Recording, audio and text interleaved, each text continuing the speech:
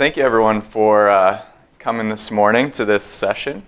My name's Trevor Fronius. I'm a senior researcher with an organization called WestEd. It's a national not-for-profit, among other things, research and evaluation firm. We also do services, direct services, technical assistance, etc., within education and outside of it, from cradle straight through to career. My background is in criminology, and a great deal of the research and evaluation that I do at WestEd has to do with understanding and supporting stakeholders working with school issues around school climate and safety. So today we're going to talk a little bit about the role of school-based law enforcement within a PBIS framework.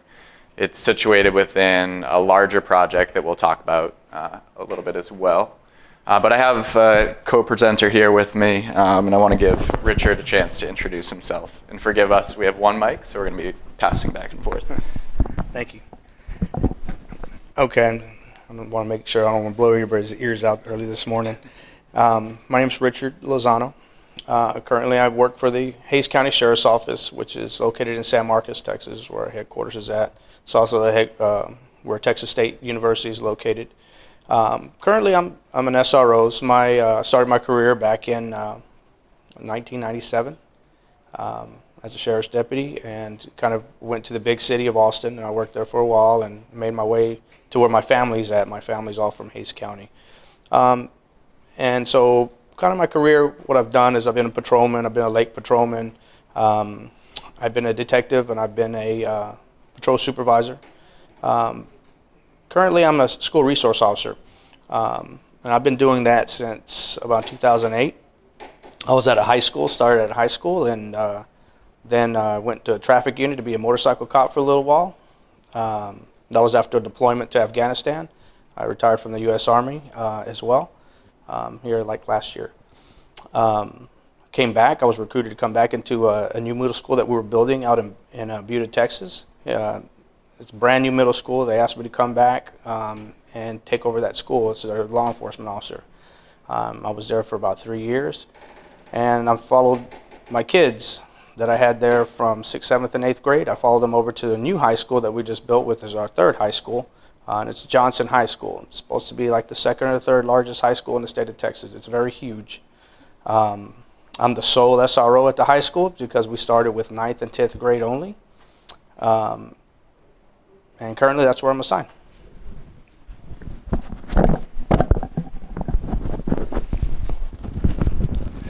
All right.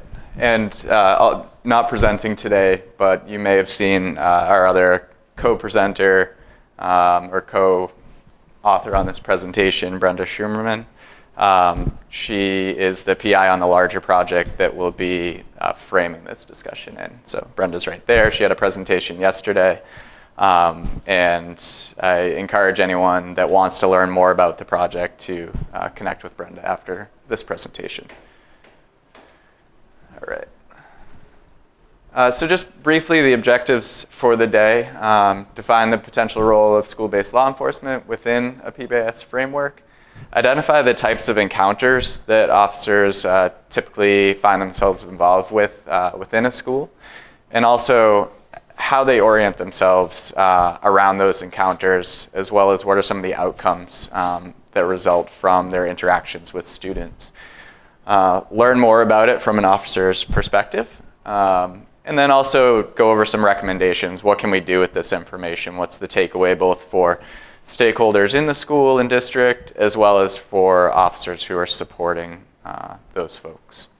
I just want to say up front, we're going to try to leave ample time at the end of the presentation for discussion and questions. If there's a burning question someone needs to get out, feel free to interject, but otherwise we'll save some time at the end.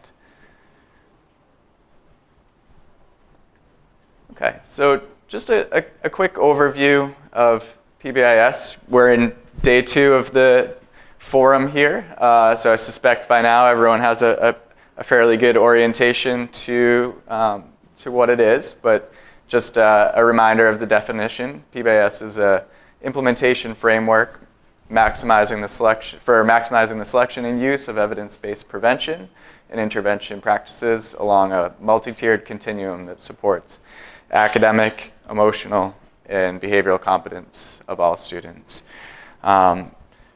Really, the way I think about it is it's an organizational framework and structure that is driven by data and used to inform how systems and structures are put in place to support evidence-based practices, supporting students across all levels of need, all students in the school straight through to folks in need of the most intensive supports. Familiar pyramid. So it does function across the entire continuum. Tier 1, we think about universal supports for all students. What are some of the practices organizationally, and then it really straight down to the classroom level. What can we do to make sure students are feeling supported in school? For those who need additional support, there's the Tier 2 targeted, slightly more intensive supports. We'll go over this a little bit more detail as we go through examples for the SRO. And then Tier 3, those in need of the most intensive and individualized supports. So this could be anywhere from 1 to 5% of students given the school. I think it's no surprise that students, they're supported by a really diverse group of stakeholders within the school and district. It starts with teachers and instructional staff that are with them day in, day out, as well as student support services, school nurses, counselors, school psychologists.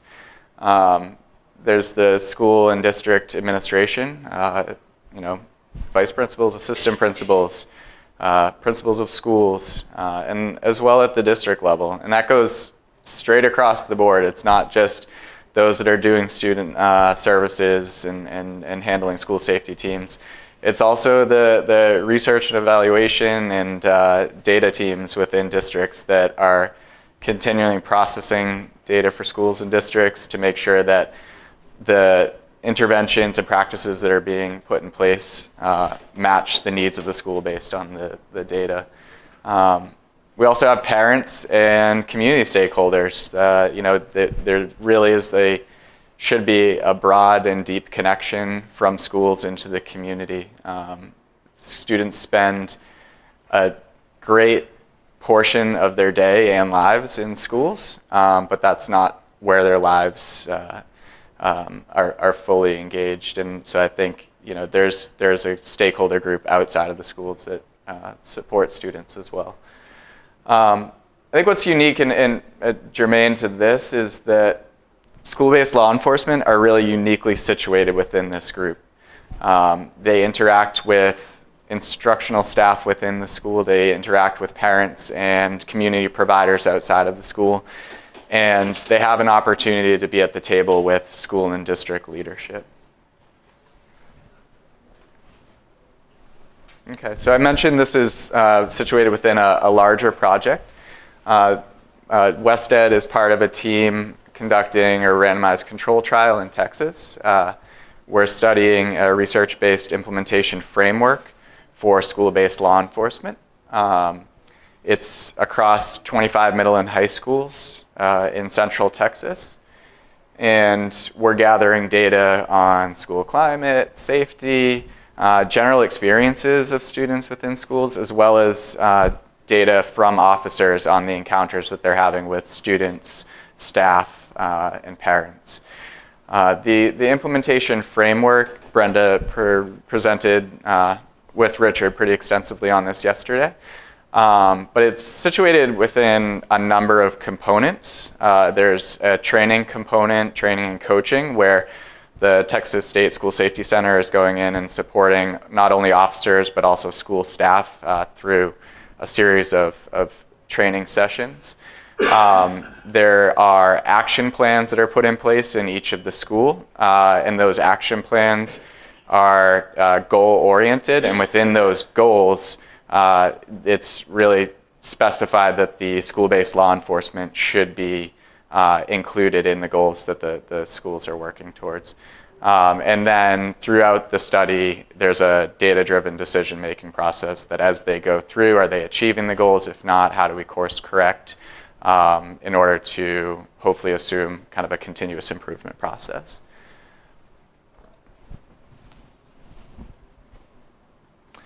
All right, so what is school-based law enforcement? I'm going to say what I know about it, and then I'm going to offer Richard a chance to speak and add anything to it. School-based law enforcement refers to any number of situations where there's one or more. You heard Richard say he's the only officer in one of the largest high schools in Texas, so often it's only one, and sometimes it's part-time. But it's one or more trained officers within a school setting. It could be an SRO who is contracted by a district from a local law enforcement agency, or in larger districts, it may be that they have their own self-contained police force within the district. We're not talking about security personnel. This would be sworn officers who carry firearms, have the right to arrest, and all of those powers that come along with it. It's not lost, I think, especially in recent years, that school-based law enforcement, it's not going away. It's continuing to grow. Over 70% of students across the country are in schools that are supported by school-based law enforcement. At a funding level, or at a federal level, there's a lot of funding going into supporting school safety, and within that, a lot of money is being targeted at how do we support schools through the use of school-based law enforcement. So it's important to think about how we use their skills, competencies, and experience in a way that's effective and supportive for students and staff. Would you like to add anything? So is anybody here from Texas? I used to be. I keep saying yes, I am. Okay, awesome. I'm not sure how it is in other states, but the difference when we're talking about SROs and like our particular situation, we are actually employees of the sheriff of Hays County, Texas. We are assigned by MOU to the school district. We cover Hays Consolidated Independent School District. We also have a privately run, it used to be the San Marcos Baptist Academy, but now it's the San Marcos Academy, I guess is their new name. So it's not a school district, but it's a privately run school. We have an officer there, and then we have Wimberley ISD, Dripping Springs ISD, who we cover as well. The city of San Marcos has San Marcos CISD, and that's covered by the city officers. In our county, we do not have a police department that is specifically for the school districts. Our neighboring city, which is the city of Austin, Texas, they do have their own police department. Of course, Houston and Dallas and most of those agencies that live in big cities or really big cities have their own police departments. So what's the difference? The difference between us is we're contracted. So what that means is that we cannot enforce the code of conduct. So we do not enforce the code of conduct of a school district's policy. Where our neighbors in Austin, they do have the ability to enforce the code of conduct because they are specifically run by the school district. I believe we just had a change in law, and I believe that they're not doing that anymore. The reason for that is, is it really a law enforcement officer's job to make sure somebody's wearing the right type of clothing? Well, we're trying to be positive influences on kids, and so we deal with the law violations, not the code of conduct violations. And so now it's gone statewide. It's just a new law. We just finished our legislative session here a month or so ago, and I believe that's changed. So I believe the training's coming out, so I don't know the specifics of it yet because we haven't got our legislative updates, but I believe that's changing.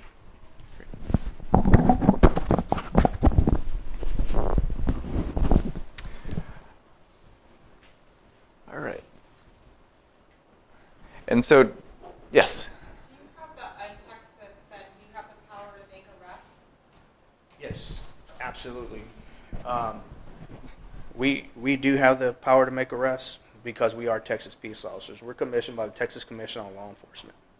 And that gives us ability, so you have to meet the requirements of a peace officer to be licensed in the state of Texas. And so the way our licenses work is just because you went to a police academy, it just means that you're eligible to be hired. You still have to meet the requirements of the department. So whatever requirements that they require, some require college degrees, some require you have to have X amount of college credits. You have to have a criminal, you can't have a criminal background that has anything to do with drugs. So you got to meet all those requirements. But now, physical fitness is a big thing in law enforcement. And so now if you can't even pass the physical fitness test, well, then you cannot be employed, if that makes sense. Or, and the reading comprehension, which is a Nelson Denny reading comprehension vocabulary test. And in our department, we do a typing test, so you got to type at least 30 words a minute. So there's every agency has its requirements, so if that makes sense. All right, and just a little bit more on the role of school-based law enforcement. Although it's not by any means universal or standardized, a very common model that you hear in school policing is the Triad model. As Richard was alluding to, officers, they have the power to arrest, but their role is much more complex than that of only a law enforcement officer. The Triad model specifies it as law enforcement officer, informal counselor, as well as educator.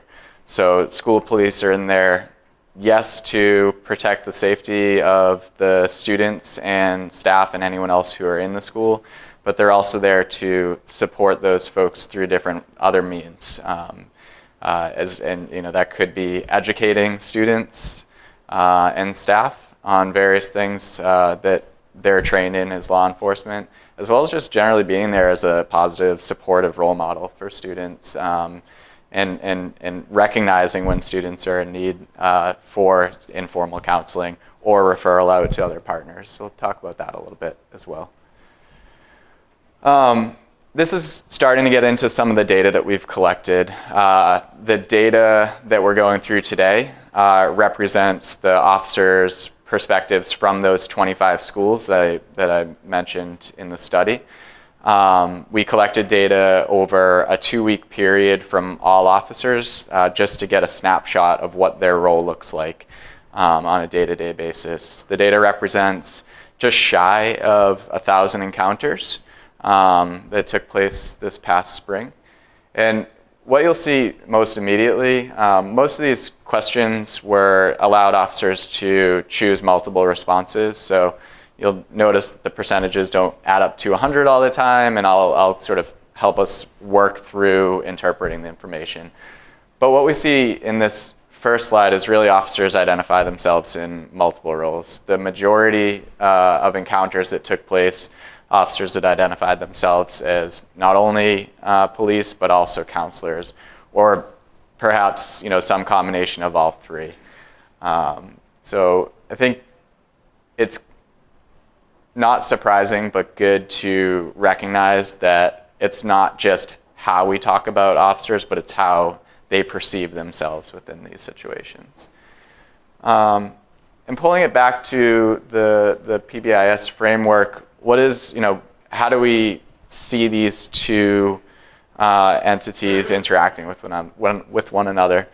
Well, I think PBIS really expands the role that SROs or school-based law enforcement can play within a school because it can be structured within the Triad model and across the tiers of PBIS.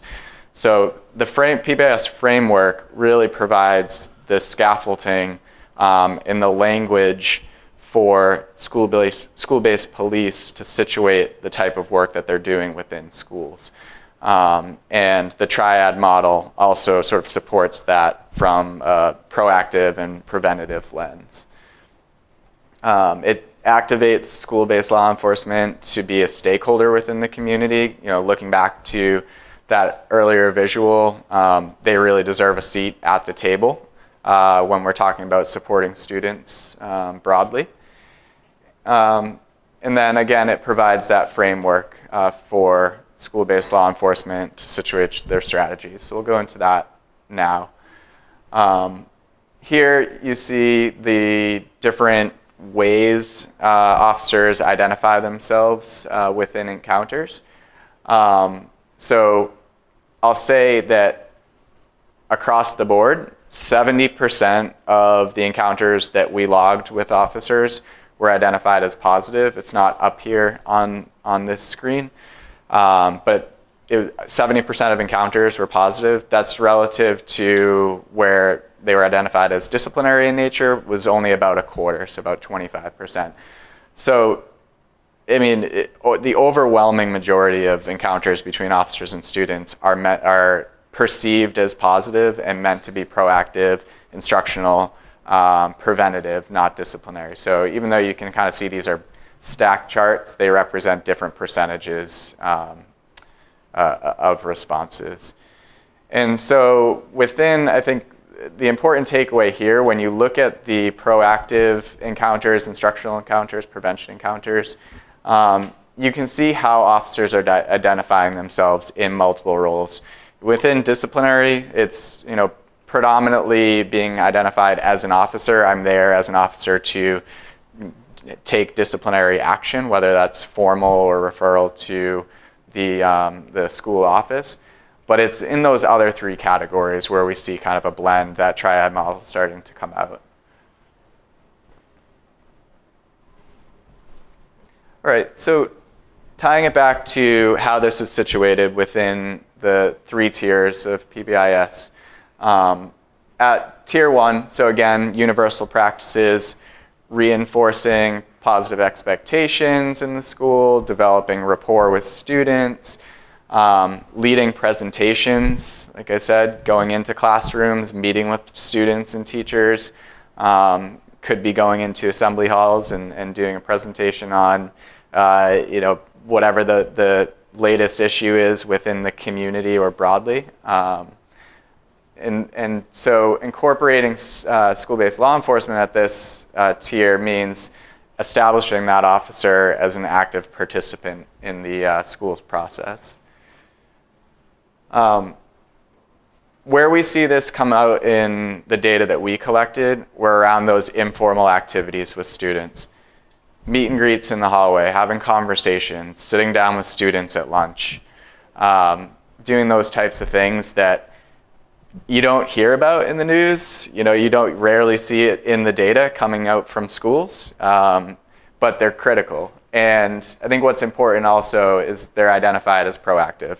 This is how officers are most often engaging in schools, and it's meant to be proactive and positive. You can see the one anomaly there are the classroom visits and presentations where they identify as both proactive as well as instructional.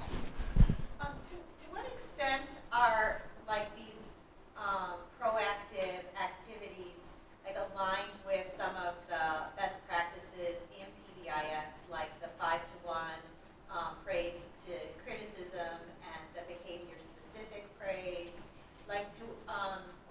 To what extent are the police just sort of doing their own thing based on their own sort of life experience and their temperament versus doing the things that we know are effective? Sure, yeah, it's a great question, and I think obviously it varies by school.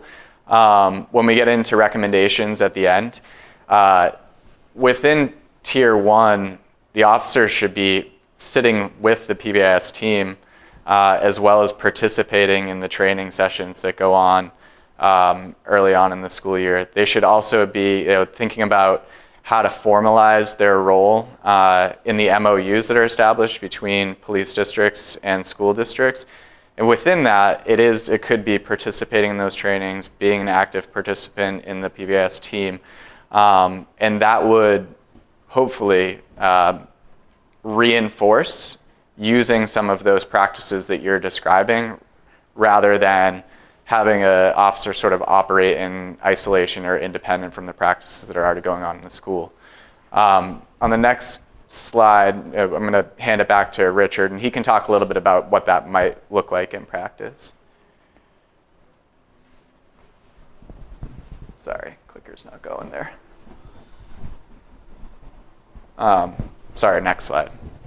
But this is just, again, reinforcing that information where you can see the outcome of those encounters are handled informally counseled, just had a conversation. Don't really want to see officers over here when we're talking about proactive and prevention. Really, we don't want to see officers over there in any of the encounters that they're having with students. But we'll see as we go through the tiers how some of this shifts. But I want to. Okay. So, using the tier 1 example, and I can just tell you how a lot myself and a lot of my colleagues work. Most of us have 10 plus years of experience that are in our schools now. Our schools only have officers in the middle schools. We have 1. In the high schools, we have 2, except for me because it's a new school this year. But hopefully I'll have 1 here next month or 2 because the work has shown that we need a second SRO. But how did I get started? I was going through and I was a patrolman. I was young back then and I loved to get into stuff, pursuits, chases. That was kind of my thing. I always was in it for the thrill, protecting people, getting criminals off the street so that we, as a society can function. We can get in our cars and we don't have to worry a majority of the time of being robbed or anything like that. And that's what I was into. And then I get placed into a school because I was recruited by a guy that I barely knew. His name was Roger Ramirez, and he was over at the high school. And I got there, and man, I had no idea what I was getting into because I thought that, man, these kids are disrespecting me. I know that I can't do the things that I did on the streets as compared to in the school. In the school environment, we're there to help the kids. We're trying not to criminalize the kids. So we're doing everything that we can to keep them out of jail. Yeah, there's some certain things that happen that tie our hands. It's the law. We have to follow the law, right? That's my oath is. But the biggest thing that we have in Texas is we have discretion. So what am I talking about when I'm talking about discretion? Discretion is hey, there's other alternatives sometimes that we can do. Can I, maybe pick up the phone and talk to mom and dad? Because we do have those parents that are very demanding. My kid was assaulted, and I want the person that assaulted my baby to go to jail. I don't want to hear anything else. I want you to open an investigation. This is what I want. Or they'll play law enforcement against the school. Hey, if I don't think that the school is given the appropriate punishment, which they don't know because of FERPA, right? So FERPA does not allow assistant principal or principal to give any kind of disciplinary information to another parent that's not the student's parent. So if they feel, and how they feel, I don't know, because they're not being told this information. If they feel that, appropriate discipline wasn't handled here, so I want to go to law enforcement and I want to file these reports and I want this kid to go to jail. We have to navigate. It's very difficult to do. So we have to navigate that. So how do we do that? We open up an investigation and we start looking into the matter. Sometimes we get our district attorney involved. So as SROs, we have to have good relationships with our district attorneys. Because a lot of times you'll find that there was more to the situation than the baby just getting assaulted. Like, we're not talking about what he did that kind of egged on this assault. And so there's things that we do in working with our district attorney, working with our schools, and having those relationships and working with our parents. You have reasonable parents and you have parents who are not reasonable. It's this way or no way. So we have to navigate those things. Sometimes we do have to make those arrests, but when we have to make those arrests, in the state of Texas, we have what's called catch and release. So what is catch and release? So does that mean that this kid, does that mean, yeah, he's a juvenile, and we do have a juvenile jail in Texas, and especially in our county, and it's kind of run like, or used to be run kind of like a boot camp. A lot of those people are in there you would think you were in the military. I was in the military. I was like, man, like these guys, they tell you what to do and you do it. They're very structured, right? But as an SRO, I have the ability to say, yeah, we're not going to put this kid in jail. So yeah, he's going to have his day in court, which is juvenile court. But me as an SRO can say, yeah, I'm not going to put this kid in jail. I'm going to book him in my office. So in the state of Texas, our office is, you can't just process a juvenile where you want to process a juvenile, right? There's only places that are certified by the courts that say this is an appropriate place to process a juvenile. All our schools, in our middle school and our high schools, have been certified or meet the court's requirement to process juveniles in our office. It is a juvenile processing facility. And so what we do is we bring them in, we photograph them, we fingerprint them, and we fill out paperwork, and then we give them right back to the school. Obviously, we notify parents, let them know that they have been detained and have been released back. So that's one of the abilities that we have as an SRO, is to be able to do that. And maybe not, because our job is not to scare these kids. And I always say that, we go in there and we want them to trust us. Yeah, we have to do our job some of the time. Not all, a lot of the times we can defer this or work with parents, work with the school, and let school handle consequences. In the state of Texas, any Class C offense that happens within a school has been decriminalized, including truancy. So we can't make arrests for those. Disruptions in class, DOC fightings, disruption in the classroom, disruption in transportation on the school bus. We cannot issue tickets in those situations anymore. I was there in a part when I started my career as an SRO. Yes, when we came in, we could issue those tickets, and it was out of hand, and that's why it was decriminalized in Texas, because I think a lot of administrators were saying, hey, you know what, we can't deal with this kid. We need to give him a ticket. And we need to give him a ticket, but one thing that we had need in our county is, we're looking at some students that, man, if they get a ticket, they're probably out of a home, because it's financial. And we don't want to criminalize the family for the student behavior. So what do? We work with our courts to say, hey, let's put this kid on probation, and we're not going to fine him, but you know what? He's going to have to come in and he's going to have to show the court that he's not tardy, that he's going to school, and things like that. So I hope that answers your question. And Brenda, do you want to say anything? I would say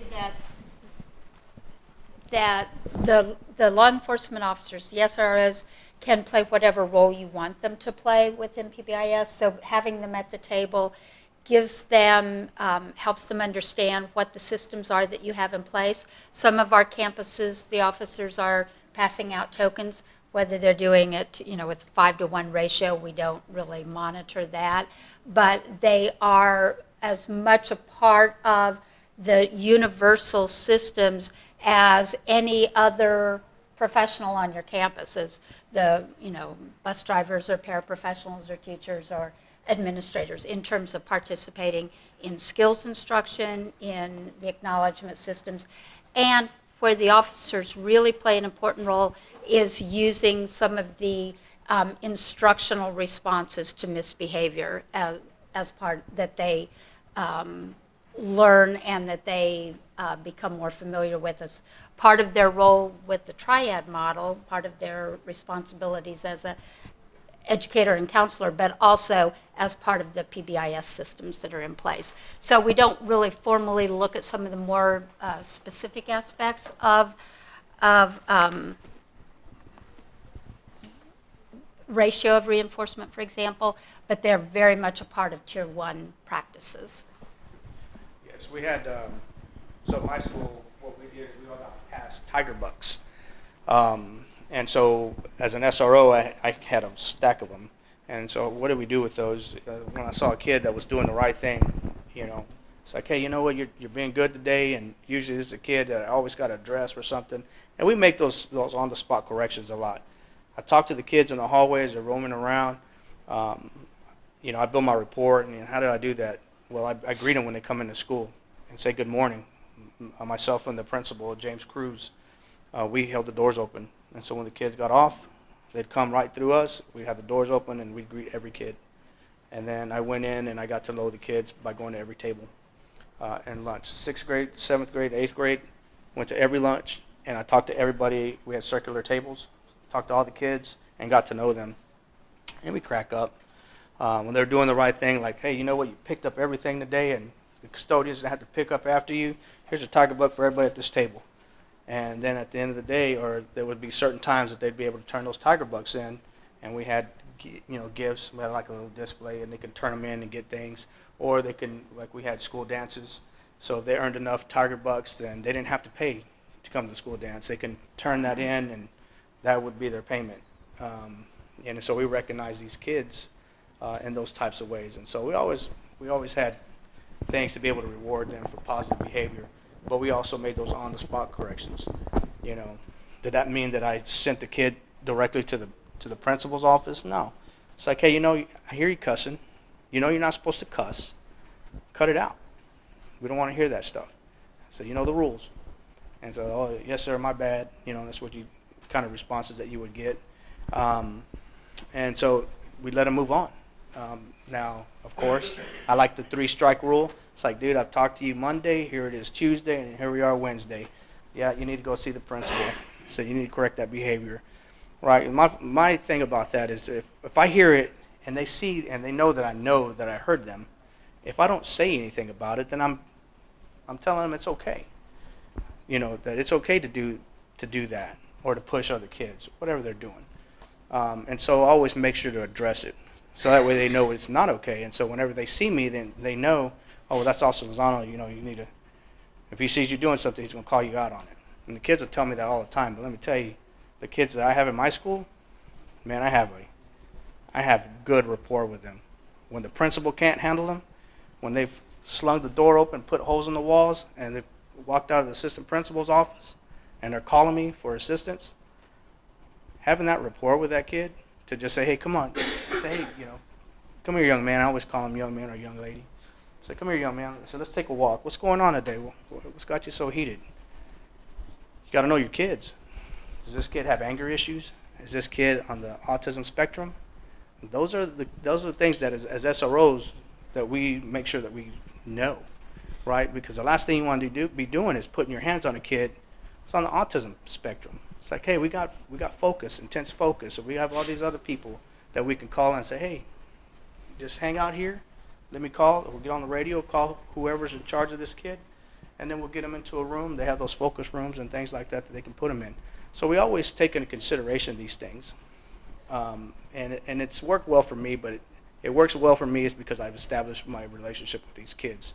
And that's how I did it. It's greeting them in the morning, greeting them in the hallway, and greeting them at lunch. And I picked a table, and I would sit there and eat. And that's how I built my rapport with my kids. And let me tell you, it has been rewarding for me, and it's made my job a lot easier as an SRO to be able to handle these situations when these kids are way out of control sometimes. Sometimes it's taking a walk around the school outside. I would rather do that than have to grab a kid and then we end up on the ground or we end up some kind of national news debate. Because force doesn't look nice. It never has. We're in the schools to help these kids navigate some of the problems that they're having, not only there at school but at home. They're bringing it all to school and we're dealing with it, and that's how I deal with it. And so I think too, Deputy Lozano just described some of what we're going to get into with the Tier 2 and Tier 3 supports that school-based law enforcement can provide. I will say, though, it's interesting to hear that description and think about our data collection in the study. The data that I'm presenting on today is from the second year in the study. In the first year, we had very few of those positive, proactive, universal supports identified by officers in their encounters.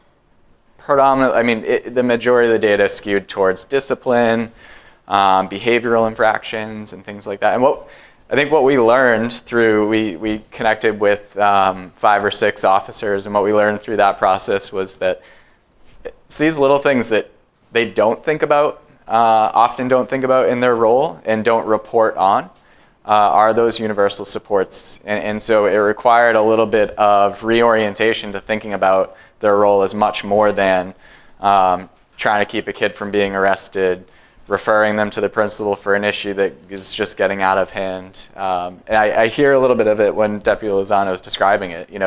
And so I think that it's just an interesting observation for me. But getting into some of the things that he was also highlighting at secondary prevention, what do we do for the students, the percentage of students who need some additional support, some targeted intervention, targeted prevention?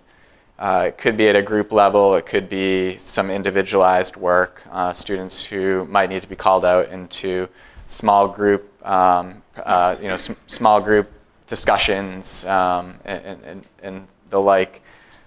So I think just briefly, secondary supports. Again, it's for the students whose needs aren't being met through Tier 1.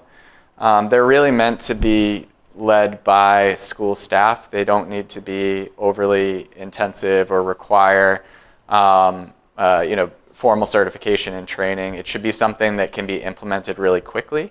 It should be something that can be either regularly scheduled or implemented within a couple days.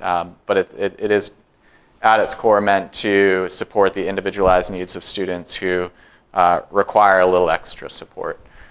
School-based law enforcement at Tier 2 might see that student who needs the support, talking to them in the hallway and recognizing that there's a deeper issue at play here, and referring them to the appropriate school staff to provide that targeted support. They might also participate in some of those call-out groups. Let's say that maybe there's an issue going on at the school around vandalism. We were talking about vandalism earlier today. And it's recognized that there's a small group of students who are disrespecting school property and not meeting the positive expectations of that school. The officer might participate in a call-out group with students who have been identified for not respecting school property. They probably wouldn't be the only one in that group. But I do think it's an opportunity for them to reinforce their formal role as a positive change agent in the school and not just as a law enforcement officer. In the data, we see the Tier 2 supports predominantly around physical, mental, and general well-being support. So checking in on a prior issue that was going on. You met with a student in the hallway and he said, he was having a really hard time at home, coming back and checking in on that issue later. Just working with a student who's generally upset, doing some de-escalation. Sometimes schools might request a well-being check from officers. That's a bit more formal. It might even sort of teeter towards a Tier 3, depending on the situation. But there's also more general mental health, I don't like to say mental health issue, that's how it's framed in the survey, but just general support, behavioral support, well-being support. And so you see it continues to sort of stay towards that proactive side of the spectrum, how law enforcement sort of identify themselves in that activity. But then we're seeing more of encounters being classified as prevention here. I think what's interesting in the data is when you look at that requested well-being check, it's slightly different than the rest of the categories. And I think that does represent the more formal nature of some of those well-being checks. But still, we're in the right side of the spectrum or the continuum here. What was the result of those activities? Generally, officers aren't calling administrators for these issues. When maybe if students are upset and they can't de-escalate the situation, or it's a situation that's outside of the parameters of their role within the school, they'd be calling administrators. The same is true for well-being checks, so you see slightly higher percentages there. But overall, it's just doing that prevention work, providing some positive conversations, informal counseling, maybe a little bit of instruction along the way as well. And so, let me go back. And Richard, you started to talk a little bit about this, but I just wanted you to maybe describe a little bit more of your Tier 2 work. Okay.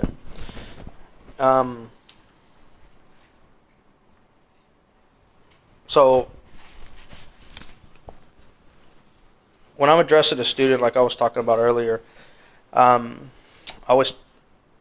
not heavy-handed, right? So when I talk to a kid, they're walking around, they're doing maybe shoving, or maybe they touch somebody inappropriately, like of the same gender.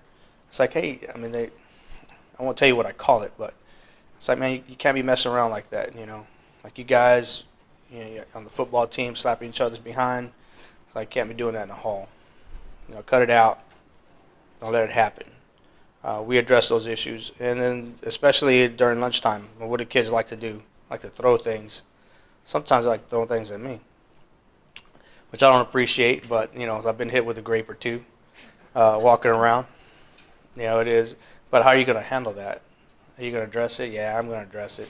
Usually, I don't know who did it, but I'll go back to the videotape, and I'll pull them out during a passing period. I'll bring them in and say, hey, man, why'd you hit me with that grape? And a lot of times, oh, well, I was meaning to actually hit somebody else, but you just kind of crossed the path, right? So we address those kinds of behaviors. Another thing that we do is like, and I'll give you an example. We had a kid that was overdosed on pills, right? And then I learned that there was kids being very harsh about it, like saying, oh, I wish you would have killed yourself. I wish you would have died.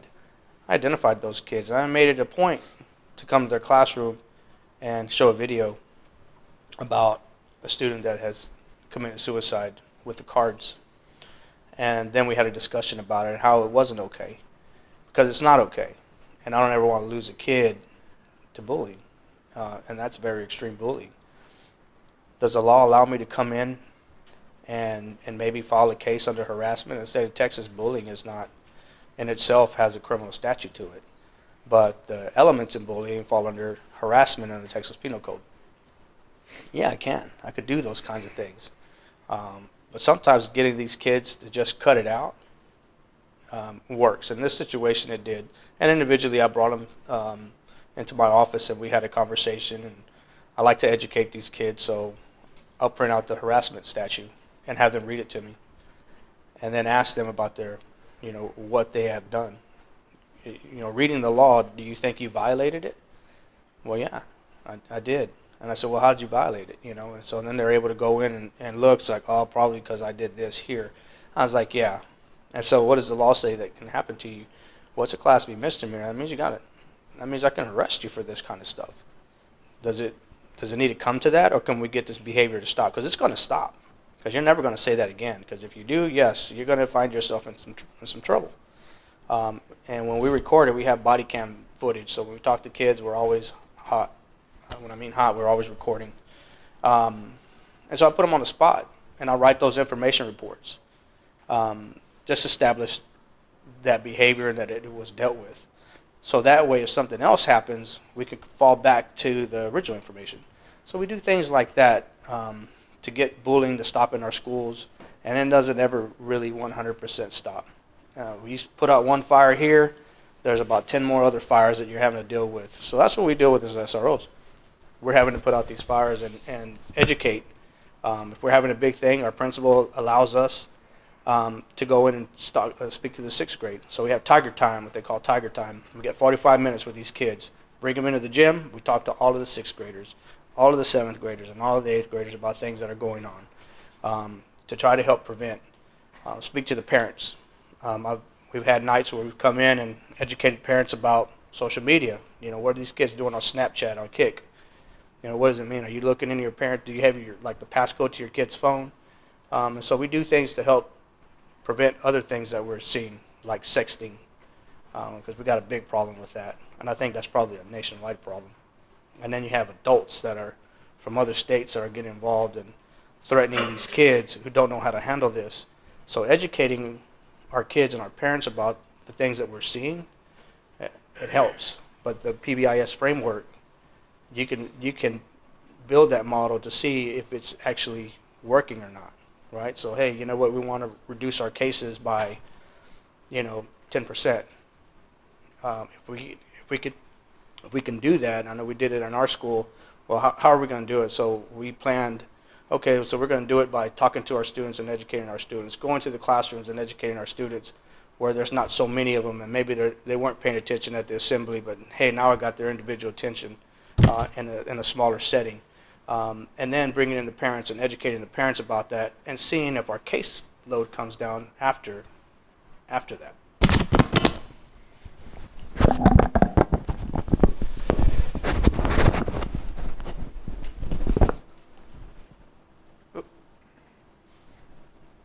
Lost the presentation there. Let's see. There we go. All right. So then lastly, tier 3, how do we support students who aren't responding to universal supports or targeted supports at tier 2? Again, it's a really small percentage of students, but it's students for whom we have a chance to provide, possibly the biggest impact. It's an opportunity to support and intervene with students who need intensive, individualized support. It's not always possible to provide that support from instructional staff or regular school staff. Often it requires other stakeholders to be involved. It might be, licensed school counselors, school psychologists. It very likely would be school-based police getting involved with these students. You heard some of the examples that Richard had given that very likely would fall under a tier 2 prevention tier. So it just briefly, tertiary supports are organized to reduce the frequency and intensity of these problems, not saying that these problematic behaviors are going to go away for this percentage of students, but ideally we reduce the prevalency and intensity of these behaviors. So Richard was describing a student who had punched holes in walls all over the brand new high school or brand new middle school. How do we reduce those behaviors in intensity so that the student isn't necessarily punching holes through walls? How do we redirect that energy into kind of more positive forms? It's really about addressing the behaviors that are dangerous, disruptive, or otherwise impede on all students' learning. And then again, highly individualized and requires a network of stakeholders. The school police role within a tier 3, it is ideally about diverting students from getting involved with the juvenile justice system. Richard had described some situations where arrest is a very real and possible outcome for a student. But by all means is the last resort. So what are some other ways that school police can be involved at tier 3 that doesn't result in students coming into contact with the juvenile justice system? Because we know that contact has considerable consequences in the short term and long term for students. So it could be providing that de-escalation support in the moment, working with a student who's highly disruptive by just sitting there, talking with them in the hallway, showing them that you're there within proximity, giving them the space they need to work through and de-escalate, but then also being there to support them when they come down from that. As well as seeking out and referring students to other agencies. It could be in those conversations with students that information surfaces that really shouldn't be handled by the school or by the officer, but referring out to child protective services or mental health providers and working in tandem with the school to do those types of referrals. Now the data that we collect for the study, we don't have much around those types of referrals, those kind of incidents that would result in referring to Child Protective Services or something of that nature. So our data sort of skews towards problematic behavior, some of the school discipline or school discipline issues that are going on. And I think really the only thing that I want to highlight here is that this is where we see officers perceiving their role all over the place. You know, it could be some of that proactive and prevention work that they're doing and instructional opportunities. The way I think about it is within a behavioral issue, an officer has an opportunity not only to provide that discipline that might be necessary, but also provide instruction to students about why that behavior wasn't appropriate, isn't okay, and do some proactive prevention to make sure that behavior doesn't happen again. So you can just see, I mean, it's really across the board. That's the only reason for highlighting that in this slide. And then again, what's important to highlight here, there's clearly, when it comes to substance use and physical aggression, sometimes officers have less discretion in their result of that situation.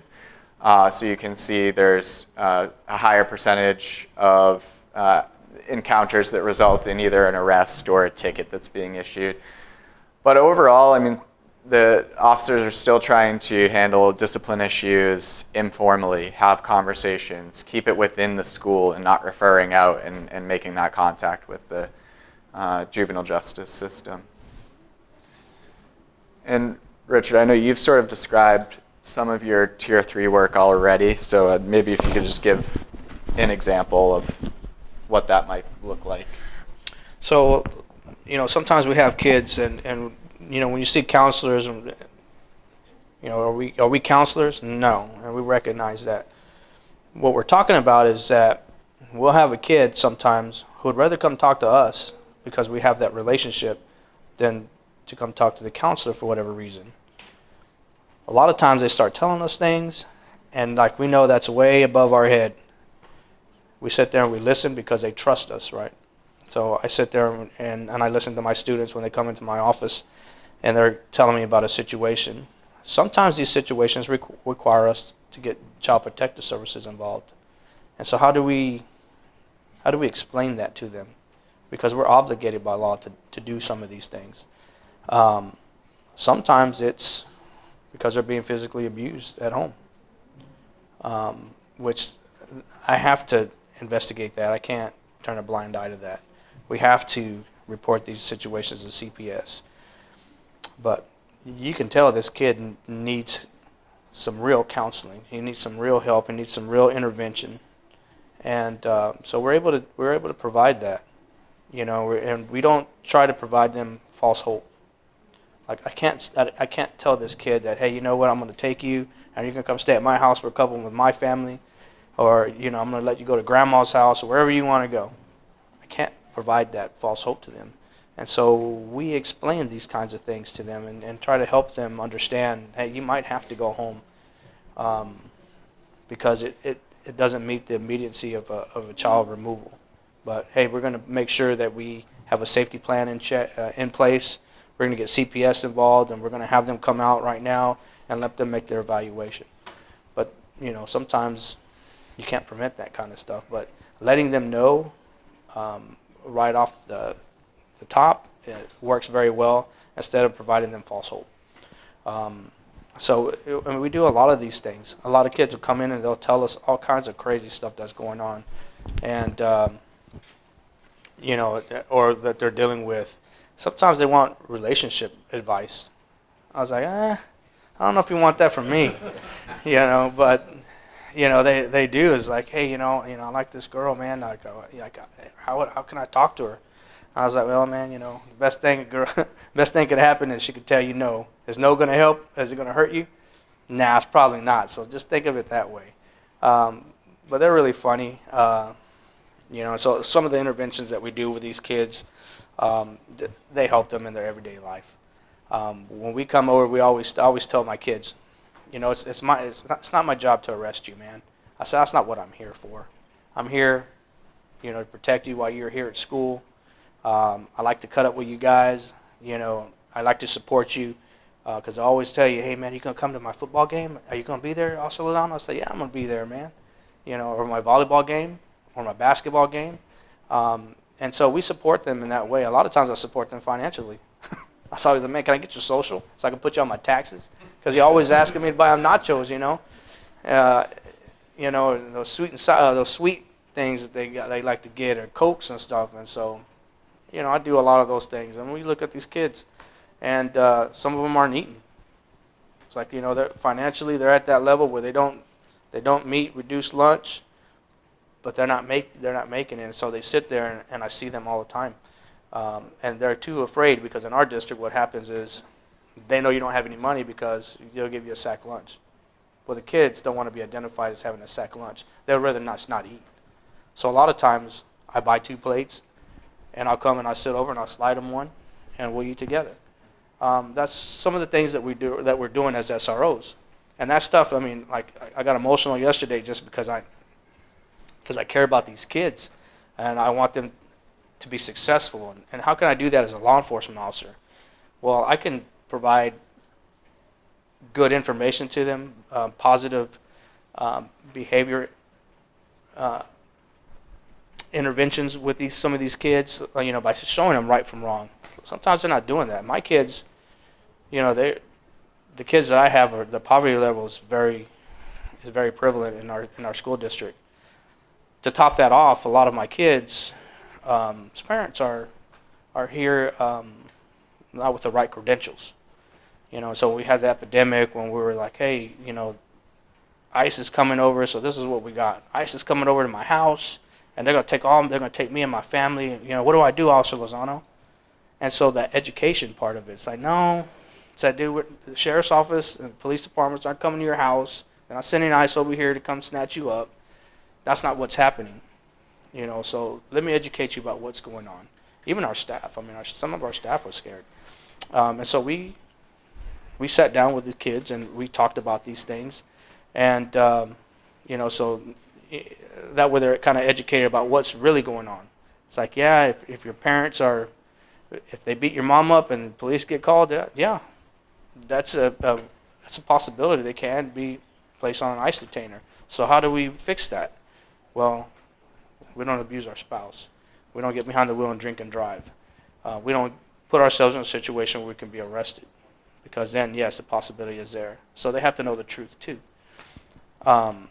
So for me, I don't sugarcoat anything.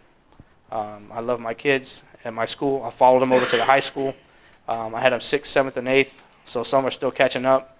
But eventually when I retire, and I only have a few more years, I'm going to retire. But it's going to be after my kids that I had at McCormick have graduated, because I think that's going to be the best thing to see is my kids graduate and walk the stage. It's pretty awesome. Some have struggled so much, and they're there, and so you always, as SROs, we bring them in and we encourage them and just let them know how great they're doing. It's like, hey, just keep putting that one foot in front of the other. Experiencing failure is not a big thing. We all experience it. I've experienced it many times. But what do? When we experience failure? We pick ourselves up and we dust each other off, and we keep moving forward. And that's what you got to do. I understand that you didn't pass this time around, but hey, what can we do to help you? Is there somebody, is there somebody that I could talk to that might be able to put a little bit of extra time into your tutoring? That's what we do as SROs. The last thing I ever want to do is arrest a kid. And I always tell them all the time, I say, man, I love you guys. And there's not anything that I wouldn't do for you guys. But don't ever put me in a situation where I have to do my job, because I absolutely hate doing my job with you kids. I said, I do. So please, don't put me in that situation. And I tell them all the time, we address gang problems, right? How do you help those kids? How do we help our faculty understand what they're saying? And we have some of those issues. I have some of those issues, and I care about some of those kids. I just had some kids in last week. One of them I've had for a while. What do I do to help these guys?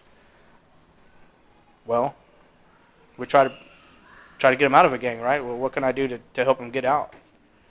Some of the times I find that mom and dad are in a gang.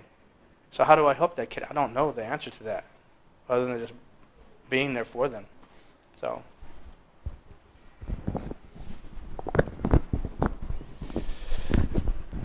I think to what you were just describing, it highlights for me, students feel comfortable coming to Richard to talk about situations that could potentially lead to very serious outcomes. And it highlights that in order for officers to be able to work with students at Tier 3, they really need to be foundational to the work that's going on at Tier 1 and Tier 2, so that students see officers not only as law enforcement, but as just a positive support, adult support in the school and in their community that they can go to. I'm going to go briskly through the next few slides. We're going to get into recommendations, and I just want to make sure we have a few minutes for questions here. I know we have about 10 minutes left. Just summing up, prevention takes time, but really doesn't take too much time. You look at the amount of time that officers reported across proactive, prevention, instructional, and disciplinary incidents. And really, when we're talking about these low intensity, high impact supports at Tier 1 and sometimes Tier 2, they take very little time to do, but they can have a lot of impact. The things that skew towards, obviously classroom presentations take a long time, but it's predominantly the discipline issues that take a while, not only to handle the situation, but the reporting afterwards.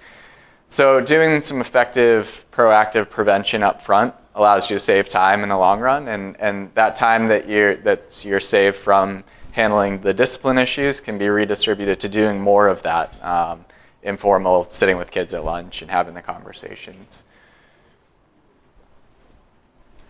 So recommendations for school stakeholders, we've talked about a few of them throughout the presentation, but just briefly establish regular goal-driven communication with school-based law enforcement, including a regular review of the data relevant to the goals and the law enforcement's role.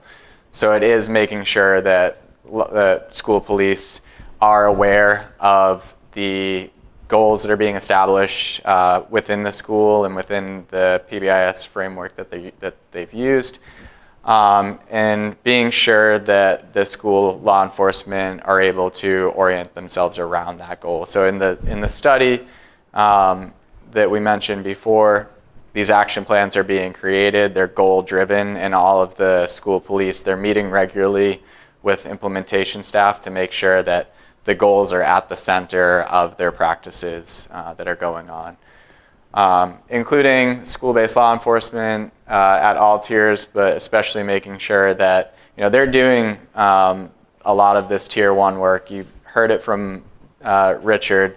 They might not always identify it as Tier 1. They might not always fully know if they're following the practices that the schools have in place, but they're doing that work, and it's formalizing their role at these more intensive tiers to leverage some of the positive impact that they're having at Tier 1.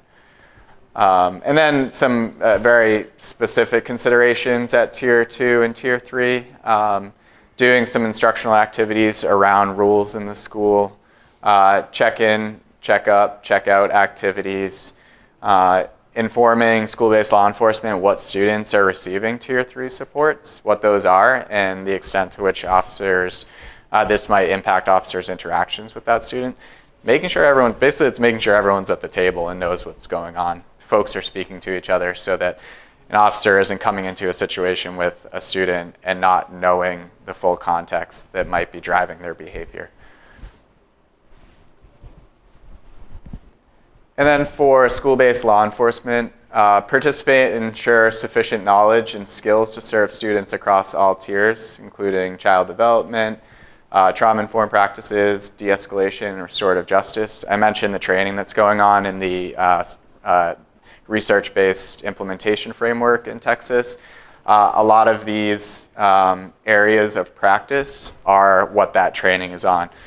School police know how to be police officers really well. They're trained for lots of hours on how to enforce the law.